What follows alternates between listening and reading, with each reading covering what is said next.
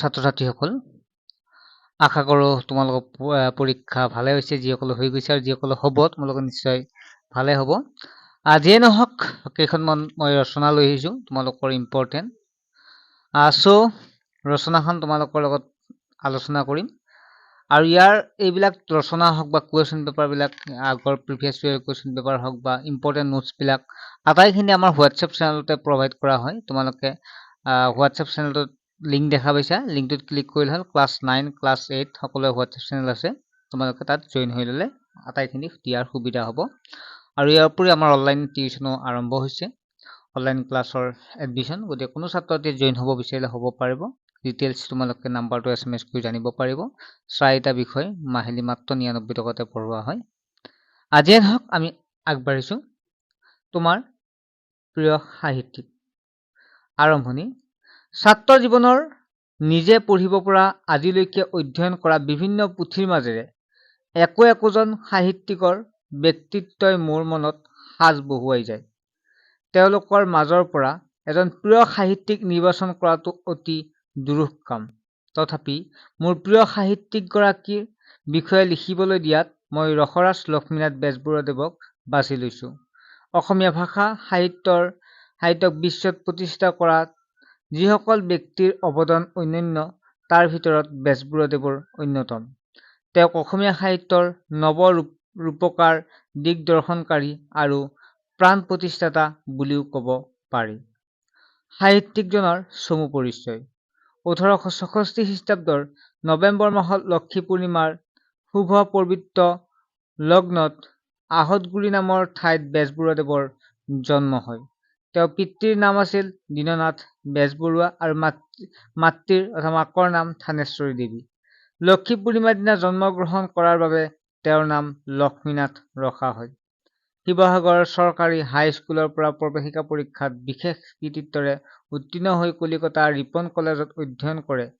City কলেজৰ পৰা স্নাতক ডিগ্ৰী পৰিয়ালৰ কন্যা প্ৰজ্ঞা সুন্দৰীক বিয়া কৰাই কলিকতাত নিকটকৈ থাকিবলৈ লৈছিল। সাহিত্যাৰ্জীলৈ কলিকতা বিশ্ববিদ্যালয়ত MA আৰু আইন পঢ়িবলৈ লয়।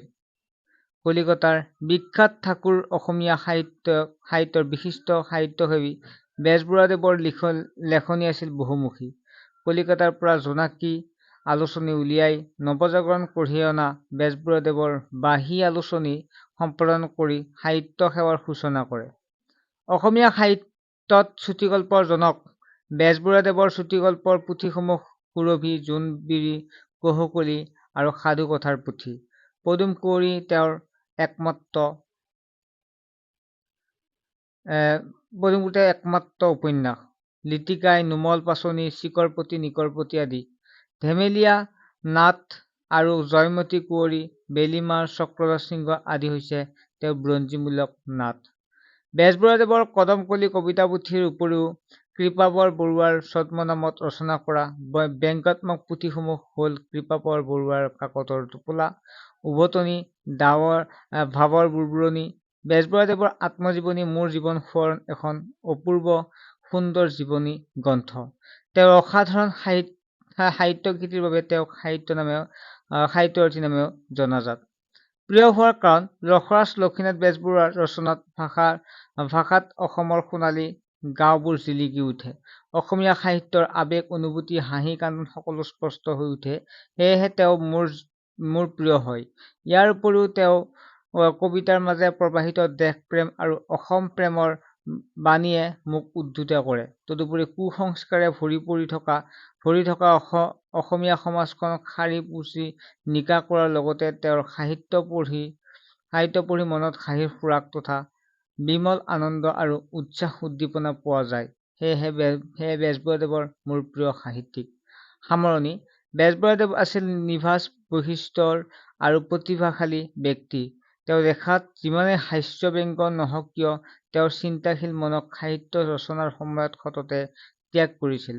সাধাৰণ কথা এটিৰ মাজেৰে বুজিব নোৱৰাকৈ গুৰুত্বপূৰ্ণ তথ্য প্ৰকাশ কৰি পৰাটোৱেই তেওঁৰ বিচক্ষণ প্ৰতিভাৰ পৰিচায়ক, যাৰ বাবে আজিও তেখেতে সাহিত্যৰাজিৰ জাউতি যুগীয়া হৈ আছে। অসমৰ জাতীয় সংগীত অ মোৰ আপোনাৰ দেশ ইয়াৰ উজ্জ্বল দৃষ্টান্ত এইজনা মহান সাহিত্যিকে 1938 চনৰ 29 মাৰ্চত ইহলীলা সম্পৰণ কৰে।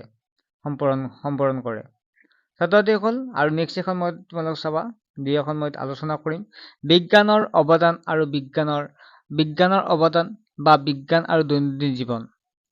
তোমালোকক যদি আৰু বেলেগ ৰচনাও লাগে, কিবা ইম্পৰ্টেণ্ট তোমালোকৰ যদি লাগে, তেতিয়াহ'লে মোক কমেণ্ট ছেকশ্যনতে কমেণ্ট কৰি জনাবা, মই আলোচনা কৰিম। আৰম্ভণি লিখিবা মানুহ জীৱশ্ৰেষ্ঠ প্ৰাণী। আদিম অৱস্থাৰ পৰা বিভিন্ন পৰিৱৰ্তনৰ মাজেৰে আহি মানুহে আজিৰ অৱস্থা পাইছে। জুই আৱিষ্কাৰ মানৱ জাতিৰ আমূল পৰিৱৰ্তন সাধিলে। আজি আমি বিজ্ঞান অবিহনে জীৱন ধাৰণ কথাটো ভাবিবই নোৱাৰো। বিজ্ঞান আমাৰ জীৱন ধাৰণৰ অংগ হৈ পৰিছে। অতীতলৈ চালে দেখা পাওঁ যে জুইৰ আৱিষ্কাৰ হোৱাৰ পাছত অস্ত্ৰ-শস্ত্ৰ, কৃষিকাৰ্য, লোৰ সঁজুলি আদি কৰি ক্ৰমে উন্নতিৰ জখলাত বগাই আজিৰ অৱস্থা পাইছে। অভাৱে আৱিষ্কাৰ মূল। মানুহৰ জীৱন ধাৰণৰ সহজ সৰল বিলাসী কৰি তুলিবলৈ বিজ্ঞানৰ নতুন নতুন বস্তু আৱিষ্কাৰ কৰে। আজি বিজ্ঞানে কি কৰিব পৰা নাই? ৰাতিপুৱা শুই উঠি লোৱা ব্ৰাছডালৰ পৰা ৰাতি শোৱাৰ বিচনালৈকে বিজ্ঞানৰ অৱদান আজি বিজ্ঞানৰ যুগ। ছাত্ৰ-ছাত্ৰীসকল, এবাৰ পঢ়িহে চাবা। তোমালোকে লিখাটো তোমালোকে নিজৰ পঢ়ি যিখিনি বুজি পাইছে তেনেকুৱাকে লিখিবা। এইখনে লিখিব লাগে বুলি কথা নাই, ঠিক আছে? বিজ্ঞানৰ উপকাৰিতা। বিজ্ঞানে আজি আমাৰ পৃথিৱীখনক এখন ক্ষুদ্ৰ গাঁৱলৈ ৰূপান্তৰিত কৰিছে। বিশ্বৰ যিকোনো প্ৰান্ততে হতা বা বাতৰি আমি মুহূৰ্ততে লাভ কৰিব পাৰোঁ। আজি বিজ্ঞানে আমাক কি দিয়া নাই? ছপাশাল, ৰেল ইঞ্জিন, মটৰ গাড়ী, ৰেডিঅ', টেলিভিছন, বিজুলী বাতি আদি আৱিষ্কাৰেৰে পৃথিৱীৰ এটা প্ৰান্তৰ পৰা আন এটা প্ৰান্তলৈ যাতায়াত যোগাযোগ সহজলভ্য হৈ পৰিছে। ইয়াৰ বাবে কষ্ট কৰিব লগা নহয়। ঘৰত বহিয়েই কত যে কি ঘটিছে সেই কথা জানিব আৰু দেখিব পাৰো। খ্ৰীষ্টীয় অষ্টাদশ শতাব্দীৰ শেষ সময়ৰ পৰা ঊনবিংশ শতিকাৰ আদি ভাগতে বিজ্ঞানৰ নৱ আৱিষ্কাৰ হয়। সেয়ে এইছোৱা কালক বিজ্ঞানৰ সোণালী যুগ বুলিও ক'ব পাৰি। পূৰ্বতে মানুহে এখন ঠাইৰ পৰা আন এখন ঠাইলৈ যাবলৈ নানা ধৰণৰ বাধা বিঘিনি অতিক্ৰম কৰি দুৰ্গম পথেৰে খোজ কাঢ়ি যাব লাগিছিল। আজিৰ পলকতে যান-বাহন, ৰেল-গাড়ী, উৰাজাহাজ আদিৰ সহায়ত এখন দেশৰ পৰা আন এখন দেশলৈ যাব পৰা যায়। মানুহে প্ৰকৃতিৰ দাস, কিন্তু আজিৰ মানুহে প্ৰকৃতিৰ নিজকে আয়ত্তলৈ আনিবলৈ সক্ষম হৈছে। বৈজ্ঞানিক আৱিষ্কাৰ মানুহৰ দৈনন্দিন জীৱনৰ আৰাম-বিলাসৰ ৰম্যভূমিলৈ পৰিৱৰ্তন কৰিছে। বিজ্ঞানে মানুহৰ মনত পৰা অন্ধবিশ্বাস আঁতৰাই আমাক সৃষ্টিতত্ত্ব, ঐতিহাসিক নৃত্য জ্ঞান। বিজ্ঞানে গ্ৰহ নক্ষত্ৰৰ সন্ধান দিছে। আজিৰ মানুহে চন্দ্ৰত অৱতৰণ কৰি অন্য গ্ৰহৰ মানুহৰ বসতি সম্ভৱ কৰিবলৈ বিজ্ঞানে যথোপৰোনাস্তি চেষ্টা কৰিছে। বিজ্ঞানৰ আৱিষ্কাৰে চিকিৎসা বিজ্ঞানৰ ক্ষেত্ৰত আমূল পৰিৱৰ্তন সাধন কৰিছে। বিজ্ঞানৰ বাবেই মানুহৰ গড় আয়ু বৃদ্ধি পাইছে। বিজ্ঞানৰ সহায়ত নানা জটিল ৰোগৰ চিকিৎসা সম্ভৱ হৈ পৰিছে। আনকি টেষ্ট টিউব, ভ্ৰূণ সৃষ্টি কৰাও সম্ভৱ হৈ পৰিছে। কৃষি ক্ষেত্ৰত বিজ্ঞানে এক নতুনত্ব আনি দিছে। কম মাটিতে অধিক উৎপাদন ব্যৱস্থা সম্ভৱ হৈছে। খেতি-বাতিৰ বাবে বিভিন্ন ধৰণৰ আহিলা-পাতি আৱিষ্কাৰ হৈছে। ইয়াৰ ফলত খেতিয়কৰ সময় ৰাহি আৰু উৎপাদন অধিক সক্ষমতা হৈছে। তাৰপিছত অপকাৰিতা যি ছাত্ৰ, বিজ্ঞানে এহাতে যিদৰে আমাক সভ্যতাৰ চৰম শীৰ্ষলৈ লৈ গৈছে, আনফালে ই মানৱ জাতিৰ ধ্বংসৰ কাৰণো হৈ পৰিছে। পাৰমাণৱিক অস্ত্ৰ, বোমা বাৰুদ আদিৰ আৱিষ্কাৰে মানুহৰ জীৱনলৈ কঢ়িয়াই আনিছে চৰম হতাশা। পাৰমাণৱিক অস্ত্ৰ-শস্ত্ৰৰ প্ৰয়োগে মানুহৰ জীৱন নিমিষতে শেষ কৰি দিব পাৰে। দ্বিতীয় বিশ্বযুদ্ধৰ সময়ত হিৰোশ্বিমা আৰু নাগাচাকি পাৰমাণৱিক বোমা বিস্ফোৰণ ঘটোৱাৰ ফলত বহু লোকে নিমিষতে জীৱন নাশ হয়।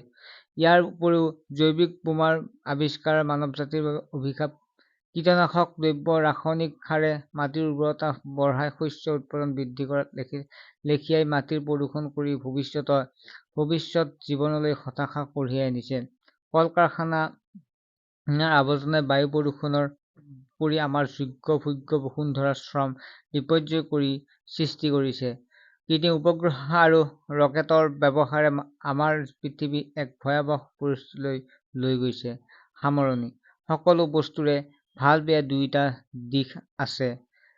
আমি বেয়া গ্ৰহণ নকৰাটো ভাল গ্ৰহণ কৰিব।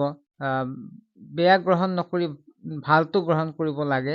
মানৱ জাতিৰ কল্যাণৰ কাৰণে বিজ্ঞানক ব্যৱহাৰ কৰি মানৱ জাতিৰ সমস্যা দূৰ কৰাৰ বাবে যত্ন কৰিব লাগে। অদূৰ ভৱিষ্যতে হ'ব পৰা সমস্যা সমাধানৰ বাবে বৈজ্ঞানিকসকলে চেষ্টা কৰিব লাগে। তদুপৰি পৰিৱেশত নিয়ন্ত্ৰণ ৰাখি জনকল্যাণ কৰিবলৈ ব্ৰতী হ'ব লাগে। বিজ্ঞানে আমাৰ জ্ঞানৰ পৰিসৰ বৃদ্ধি কৰিছে। মুঠতে বিজ্ঞান মানৱ সভ্যতাৰ অগ্ৰগতিৰ অনবদ্য আহিলা। ছাত্ৰ-ছাত্ৰীসকল, তেনেকুৱা আৰু কিছুমান ৰচনা আছে।